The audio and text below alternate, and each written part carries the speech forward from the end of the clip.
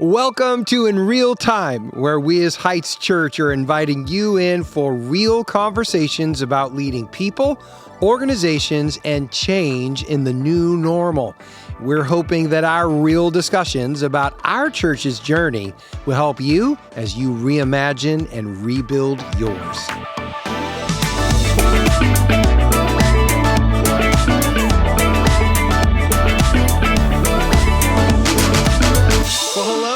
Welcome to In Real Time, and if you like this episode, please hit like, subscribe, and the bell notification so that you do not miss an episode as they drop.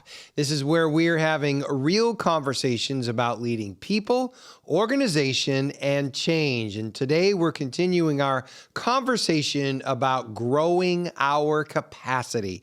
And today we're going to be talking specifically about growing our capacity for faith, because as leaders within God's church and kingdom, we know that our faith, our trust, it's got to grow. It has to grow. God wants our capacity for faith to grow bigger.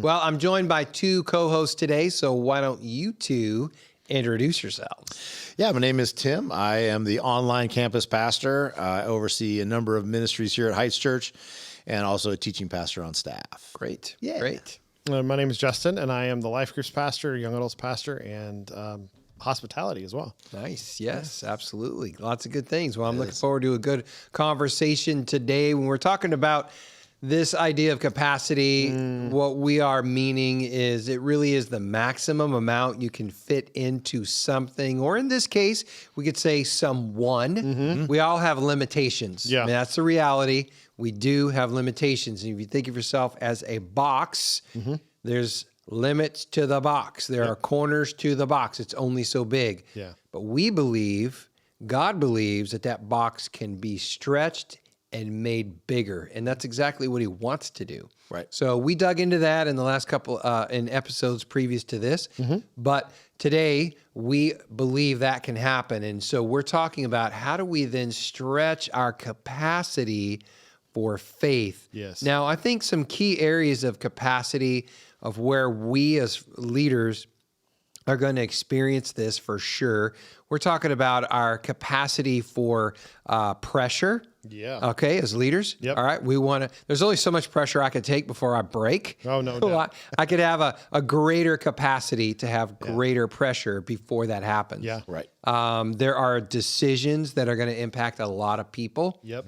And I only have so much capacity to do that. Yeah. I can grow in that capacity of decision making. There are tensions that I deal with and that we all deal with. And those tensions can really, really weigh on us. And they can, at sometimes they feel like they can tear you apart. But we get stronger, and that's really a capacity that we're talking about, as though like it's a weight that you can carry. All right, so that's another limitation, though. There are limits to how much tension we can handle. The wounds that we receive, we do. We receive wounds, but we can grow in the capacity of how we are able to deal with those and remain healthy. And so taking on those wounds. And so these are important pieces of capacity as we're talking about them. And specifically today, we're talking about the issue of faith or trust in God. Faith, trust, those two things are very interchangeable, really, when we're talking about faith specifically. And I think when we're talking about faith, another statement that needs to be made about what we're really trying to do here with faith is remove hesitation and distraction from our experience as leaders. Right? Because everybody's willing to take the hill, but it's difficult to take the hill when we're distracted and we feel like we want to hesitate because of fear. We don't want to move forward because of the fear of not being able to take the hill that's in front of us. If we know that hill is going to be taken and we can do it, well, then we're running right up that hill. Right. It doesn't require faith at all. Yeah, it's like a video game. Right. Who cares how many times you die? You know, it's not going to really hurt you. I'm going to respawn at the bottom of the hill. I'm going to run again. Right. Yeah, exactly. Yeah. Well, we know this isn't a video game. No. Nope. Not at all. No. And so it's an issue of faith. Yeah. So we want to remove doubt, hesitation, distraction, the distractions of fear. So faith helps us do that and overcome. So when we're talking about this issue of faith, there's a lot of different ways we could experience it. It's personal, Oh, yeah. but it could also be very public. Yeah. And so it's important that as we're talking about this, maybe the area, the capacity of faith that God's calling leaders to that are listening in, it might be something that no one else will really know about. Yeah, it's true. Right? But you do. Yeah. And you know it's something God's calling you to, but it's very private. And then there may be something that's going to be very public. Yes. And you're like, as soon as I declare we're going to do this as a church, or I'm going to do this to my staff, well, it's public, it's out there, and you can't put that genie back in the bottle. Nope. So we realize this is a big area. And so it's important that when we're talking about this whole piece, that this is truly something God is calling you to. And we're presupposing that we're doing the hard work to hear God, to get clear about what he actually wants for us. Yeah, no, that's So good. we're using a biblical story to help us through this, right? That's going to bring some good clarity. Oh, yeah. The story of Gideon. So catch us up on the story of Gideon. What are the important pieces Well, of this? if you're not familiar with the story of Gideon, it's out of the book of Judges. He was one of the judges. God shows up while he's grinding grain in a wine press or threshing grain, which is not what you do in a wine press. You're right. Yeah. He was afraid of the Midianites. He was literally hiding. Yeah. And so there were two things that Gideon was clear on and that you see throughout that story. The first one was he did not think very much of himself. One, he was definitely afraid, and he didn't think he was qualified. Yeah. You see that in his hesitation. You see that in his tests of God. He had several that he put before. Well, if you're really saying this to me, do this thing with this fleece. Yeah. And yeah. God shows up because he really wants Gideon to step into it. The second thing is he was super clear. God was super clear with Gideon on what was next. Yeah. You're going to defeat the Midianites, but the first thing you're going to do is you're going to get rid of that altar at your dad's house. That's step number one. Yeah. That's that first step that he did. And so those are the two things. He didn't think much of himself, but he was clear on what God had asked him to do. That is so good. That's So- good. Yeah. And it's important that as we're talking about this whole piece, specifically with Gideon and the faith that he had to show, the trust that he had to have in God, Yeah. there's a difference between faith and arrogance. You're not wrong at all. Yeah. Right? I mean, because we could think so much of ourselves Yeah. that we go, oh, I could totally do this on my own power. And then the question becomes, is it you, is it God that it was asking you to do it in the first place? Is it you just trying to expand your sphere of influence? Or was God really asking you to step into something different? Yeah. Or asking you to take that hill, for lack of a better term. And Yeah. so I think one of the clear questions we have to ask ourselves in the midst of this leadership piece is, am I being humble, and is God really speaking? Yeah. Because I think the other side, you'd mentioned this, that timidity. Were you saying something about timidity? Oh man, put me on the spot. Oh, I'm sorry. No, that's all right. You mentioned that timidity can look like humility, right? Yeah, it can. Like if someone's just humble, or let's just say they're timid, it doesn't mean that they're humble or they're working in a fear. Right. Timidity isn't always. Or when someone's timid, doesn't mean they're fearful. It could just be a personality trait. It just could be themselves. But at the same time, it doesn't mean they're humble either. Right. Right? Right. Because they're timid. You go, oh, that guy's so humble. That person's so humble. They're real quiet and kind of just, doing their thing. Yeah. They're just different. So don't confuse the two. And to come back to what you were saying in regards to like making sure God is clear, I think I've always used a phrase and helping me kind of differentiate. I like this. And it's this: am I building my castle or am I building God's kingdom? Because sometimes I just operate out of experience, and I can do this. It's already in my power. Right. I've done this a million times. Yeah. And so I just move ahead when God may be not calling me or prompting me to move ahead. Yeah. And I move in that arrogance or that confidence. And that's the castle. I'm building my castle. It's that influence, whereas God maybe never intended that. So asking ourselves, are we building the kingdom here? Yeah. Because if we can answer that, we get clarity. God has called us to it. That means we're building the kingdom. Yeah. Yeah. It's good. Not our castle. Right. So that's why it's important in the context of this podcast discussion. This is God's already been clear. Yes. Yeah. And you need to be able to weigh that out. Is God being clear? Right. Or am I building my castle? Yeah. His kingdom or castle? And I would say if you're not sure, you need to go back and do the hard work. Get with God and get some clarity. Is he calling you to this? Right? And some of that might just be, well, yes, it's obvious. This is what he wants from my life. And again, if it's a private issue, if let's just be honest with you, all right? I mean, there's some, none of us are perfect people. And if there's some sort of a sin issue in a person's life, you already know God's desire for you is to get freedom. That's right. Okay, this isn't even a question. And so your faith can absolutely be in him to get freedom. So the answer is yes. You don't need to get any more clarity. God's word already tells you. But you know, if the ask you think is, well, you're supposed to quit your job and sail around the world and share the gospel. If you haven't heard God literally say that to you, I mean, if you are not clear that comes from God, don't quit your job, buy a sailboat, especially if you don't know how to sail one, and sail around the world and hand out the gospel tracts. Don't do that. Right. Get clarity. Yeah. Listen to wisdom, use discernment. Yeah. I'll tell you though, sometimes God's challenges to fear sound crazy. Yes. Because they come from pastors who are going through chemo treatments and they say stuff like this to you: quit your job, come be an unpaid intern. Sounds like you're talking sounds like a personal experience. It sounds like somebody we know. You said that to me. Quoting me. You said that to me over 8 years ago. Yeah. And I was in a literal drug-induced, chemo-induced coma, and I said those words to you. Well, and we had been talking because you were just asking me questions about what is God calling you to, and I said, I think he's calling me to ministry, but I don't know how to do that. I don't know where to start with that. I'm going to school because I took that step of obedience. Yeah. But I didn't know how I was going to get into. I was old. I was in my 30s and 47 now. But the path that I'd always seen was youth pastor, right? Right. Start there, work your way, blah blah blah, and so like I'm running out of time. Right.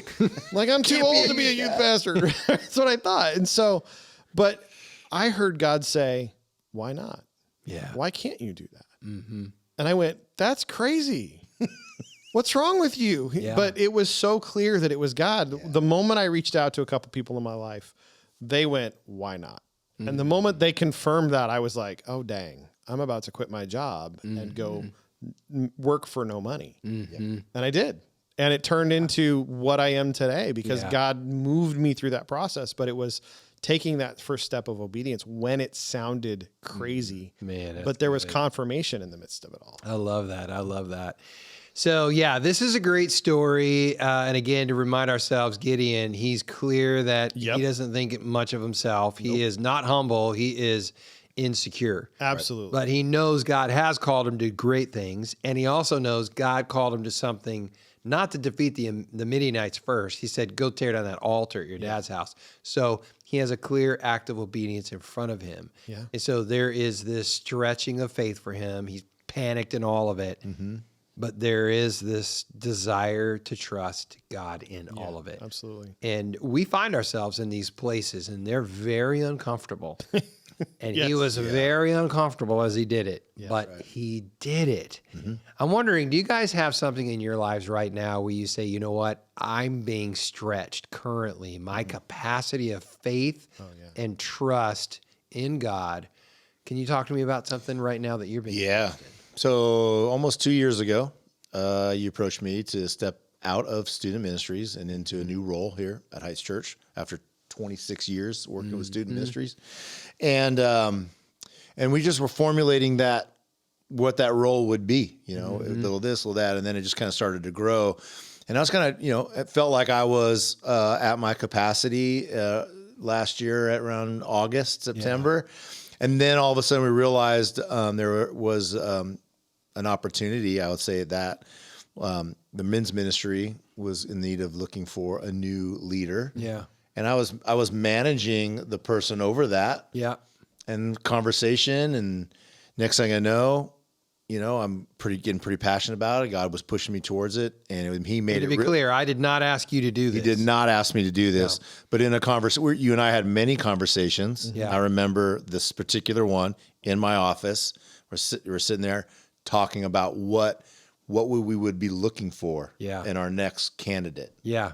Yeah. And I remember just kind of, I won't say it was a rant, but I kind of went on this role of here's what I think and here's what this and that. And I remember you just started smiling and you went, well, maybe it's you. And immediately I was like, no.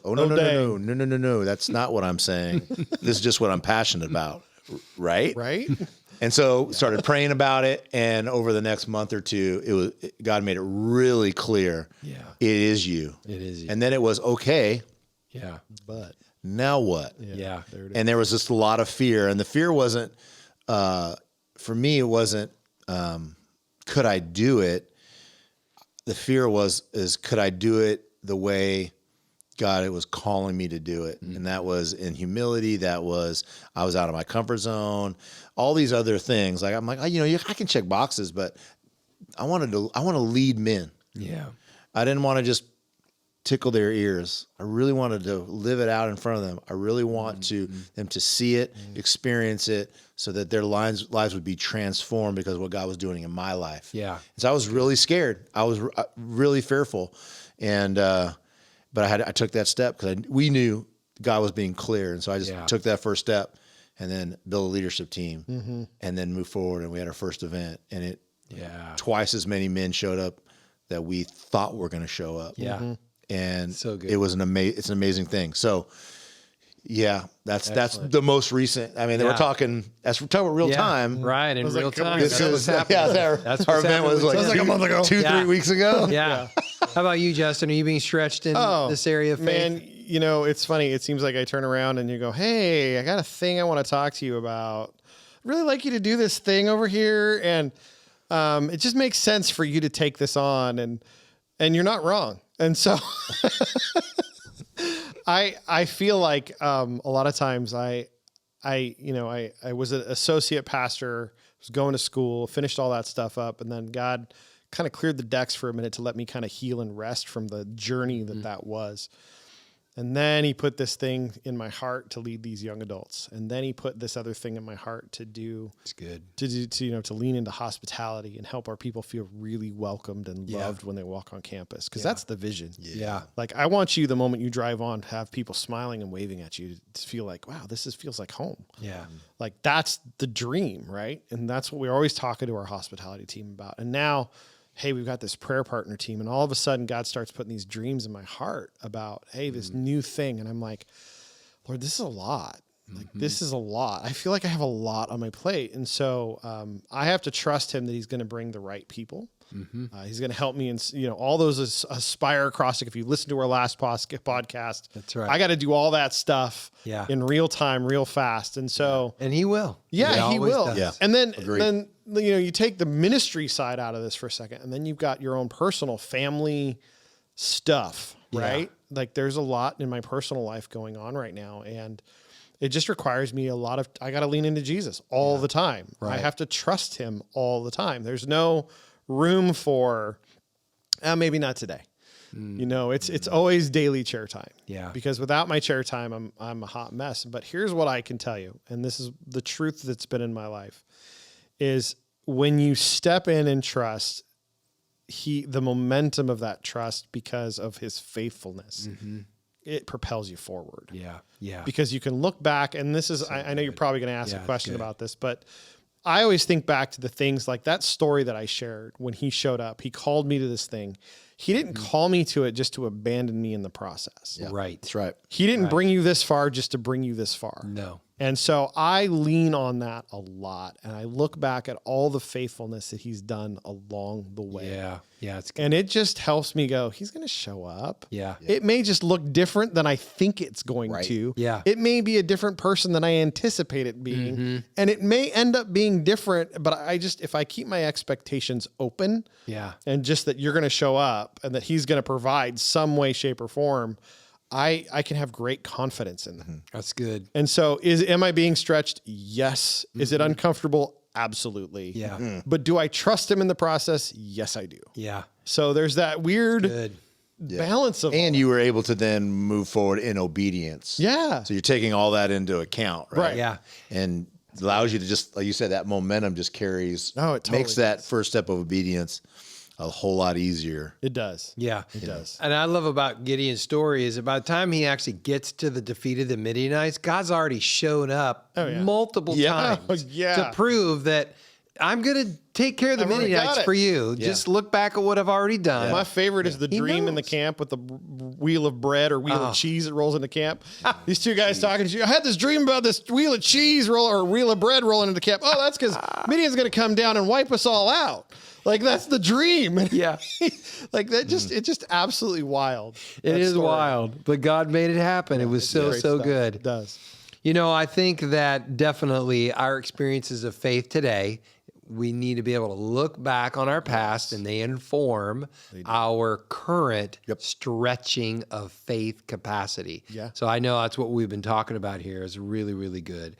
Yeah. You know, I think that when it comes to this idea of faith, it's important that we recognize God is calling us to do great things. Amen. And whatever it is that God's calling us to, we know that it requires faith. Mm-hmm. Because if God's asking me to do it, it's already bigger than what I can do on my own. Yep. There's something about whatever it is that is going to be extra, extra on top of me. So I can bring a lot to the table. Yeah. He's given me gifts, but there's something extra he's going to have to add. Yeah. But I can always count on the fact that he's going to bring the extra if he has called me to do it. Right. And so I think that's why we have to do the hard work of hearing and getting clarity from God. What does this word tell us that we are meant to be as the church? Well, hey, he wants us to succeed. And so I can have faith and I can trust in that. So these are things that help us as we are daily coming before the Lord, growing. I think about through the last couple of years, honestly, there's been stretches of time where I prayed literally every day for a gift of faith because I needed it, because I knew I was not enough, like Gideon. Oh, yeah. But I also knew God was still calling me. Yeah. And so, okay, well, then I'm going to need faith in order to achieve this. That's good advice, because I know we didn't talk about this earlier, but praying that prayer, I think, is one of those forgotten prayers. Yeah. When you were saying that earlier, I'm like, when's the last time I prayed for that? Like, you pray for, you have a prayer life and you pray for things, and you pray for wisdom and you pray for clarity but when you said that earlier, I pray daily for faith. That's something I think we sometimes forget to pray for. It's not for me anyway. I don't, maybe a little bit of transparency. I have a thought as to why. Yeah. You say that and it makes me think of something immediately. I've heard pastors say, don't pray for patience because God's going to give you opportunities to practice patience.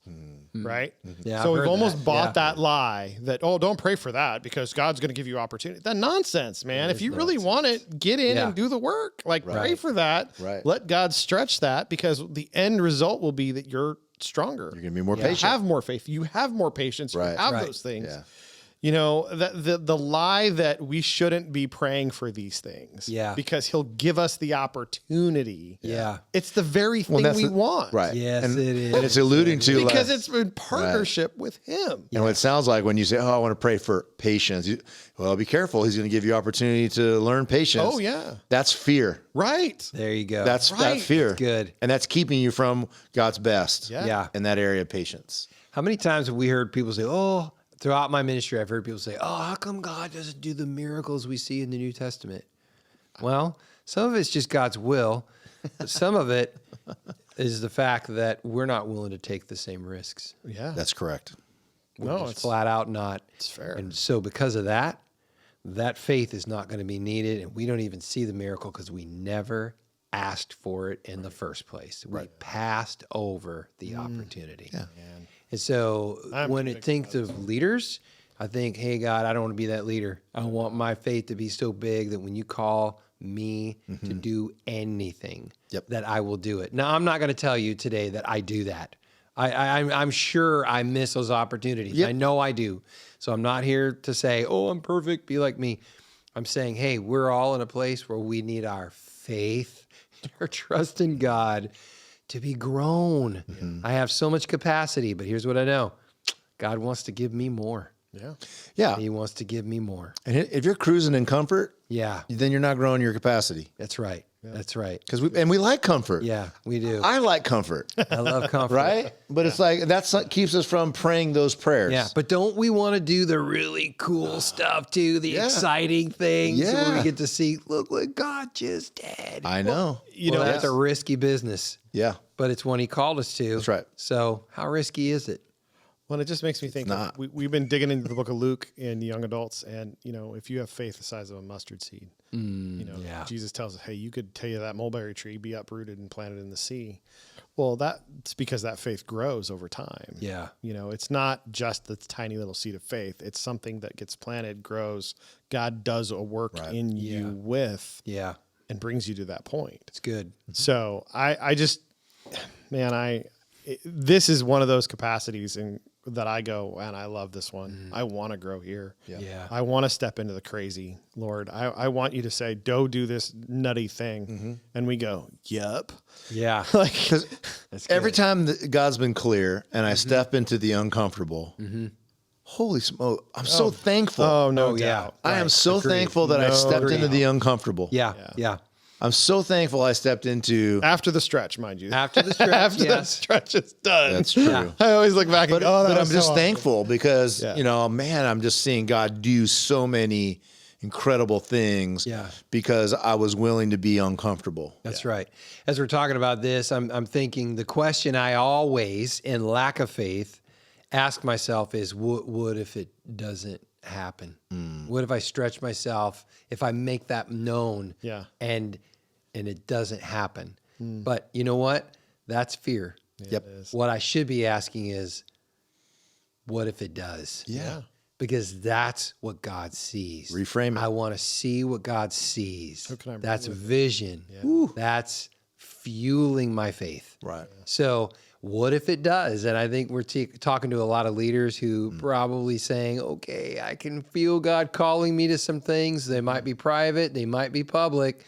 And we're saying, I don't know. What if he doesn't come through? And I got to ask, what if he does? Yeah. And if he's calling you to it, we already know he wants you to succeed. Yeah. So we can trust him. Amen. We Yes. can trust him. So here's our challenge for today as we're wrapping this one up.